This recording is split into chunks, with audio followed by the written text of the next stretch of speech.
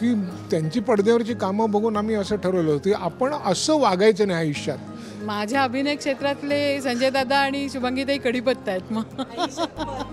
Hi hello नमस्कार, मी दर्शना तांबोई. राजश्री मराठीमध्ये तुमच्या सगळ्यांचं स्वागत. कडीपत्ता हा चित्रपट आपल्या सगळ्यांच्या भेटीला येणार आहे 7 नोव्हेंबरला आणि या निमित्तानं 2 खास पाहुणे या फ्रेममध्ये बसलेत. खरं तर त्यांच्यापैकी एकाशी मी अनेकदा गप्पा मारल्या आहेत, संजय सरांशी, पण गार्गीताईशी आज मी पहिल्यांदाच गप्पा मारते.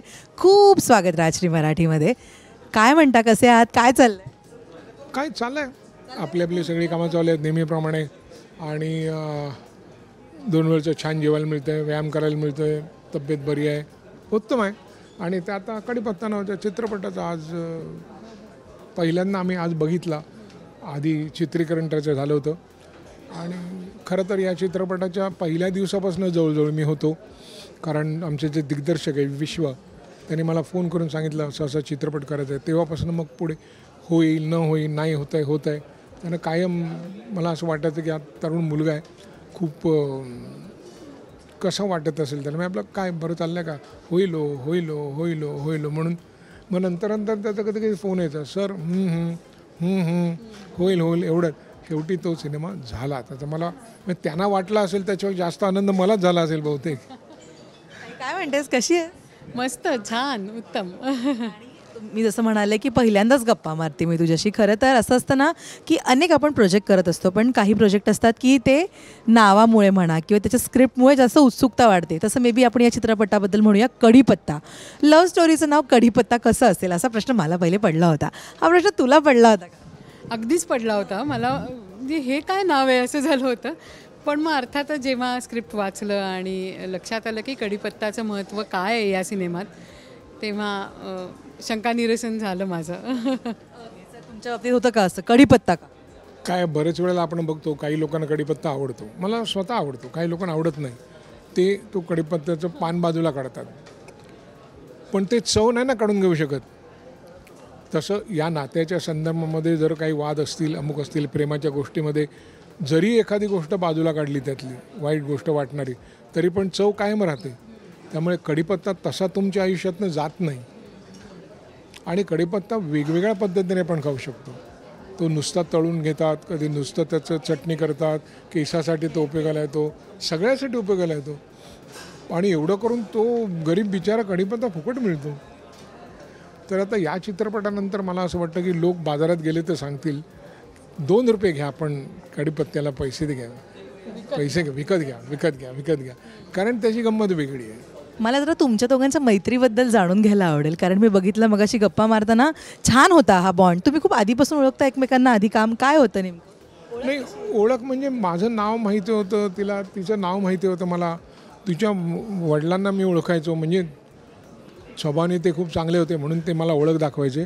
कारण मला काय फार अशी ओळख दाखवण्याच्या लायकीचा मी नाही, परंतु त्यांनी कधीच मला असं दाखवलं. ज्या काय आमच्या 4-5 भेटी झाल्या, एक नाटक मी एकत्र करणार होतो, काही कारणाने ते नाही झालं. आणि बाकी त्यांना बघत आम्ही मोठे झालो की त्यांची पडद्यावरची कामं बघून आम्ही असं ठरवलं होतं की आपण असं वागायचं नाही आयुष्यात. इतकं ते खलनायकाची भूमिका, असं आपण वागायचं नाही, बाकी कसंही वागायचं. आणि नंतर जेव्हा माझी ओळख झाली तेव्हा मला कळलं, अरे का माणूस आहे, कलाकार आहे, काय आहे, जो वैयक्तिक आयुष्यात इतका प्रेमळ, दयाळू, मायाळू, आणि जरी असा थोडा झरप बसण्यासारखा आवाज असला तर असं कसं माणूस असेल. मग असा इतका मायाळू प्रेमाळू माणूस आहे, तर मग तो अशी खलनायकाची कामं का करतो. नंतर हळूहळू जेव्हा त्यांची सगळी कामं बघितली, त्यांचं कार्य बघितलं, तेव्हा एका क्षणाला मला प्रश्न पडला की हा माणूस म्हणून महान आहे का कलाकार म्हणून महान आहे. मग नंतर माझे काही वरिष्ठ मित्र होते, त्यांनी मला सांगितलं, अरे तो दोन्ही बाबतीत ते स्वयंपूर्ण आणि परिपूर्ण असा तो कलाकार आहे. आणि मग आपण तसं व्हावं का. तर मी म्हटलं नको, ऐकता पण होणार नाही. आणि झालं तर मग निळूभाऊंना काय हे झालं.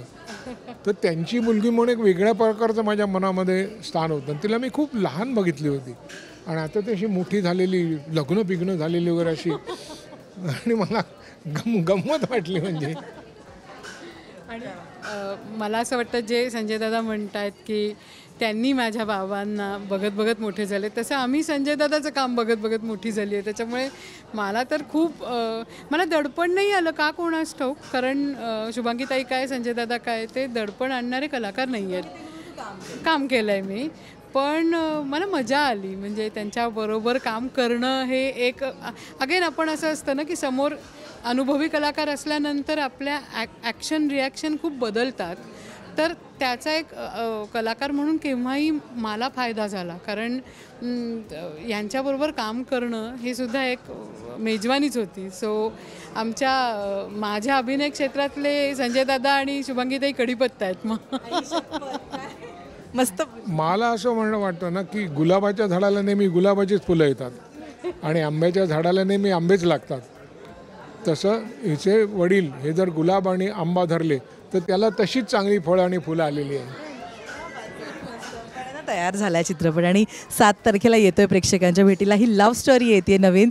काय या निमित्तानं प्रेक्षकांना सांगायला आवडेल थिएटरपर्यंत यायला? कारण ना आपल्या मराठीमध्ये छान छान कंटेंट बनतोय, बट अनेकदा असं होतं की तो प्रेक्षकांपर्यंत पोहोचला जात नाही किंवा तितकी लोक जात नाहीत पिक्चर बघायला. काय एक समप अपील करायला आवडेल प्रेक्षक?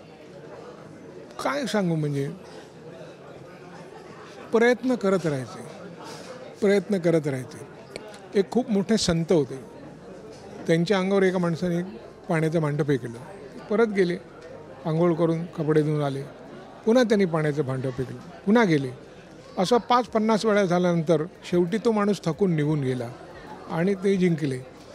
तसं आपण प्रयत्न करत राहायचे. चांगले चांगले आपल्याकडे विषय आहेत, त्याची उत्तम हाताळणी आहे, ते सगळे आपण करत राहायचे.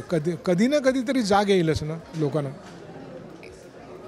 आणि मला स्वतःला असं वाटतं की मराठी चित्रपट चालत नाही असं होत नाही. कारण दशावतार आहे, आता थांबायचं नाही आहे, अजूनही आहे.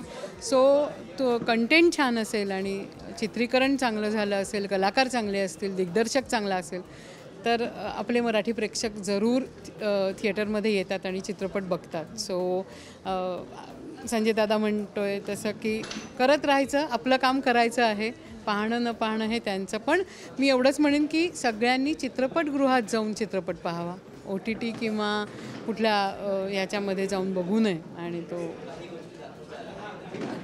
खूप शुभेच्छा तुम्हाला या आणि इथून पुढच्या सगळ्या प्रोजेक्टसाठी. All the very best. Thank you.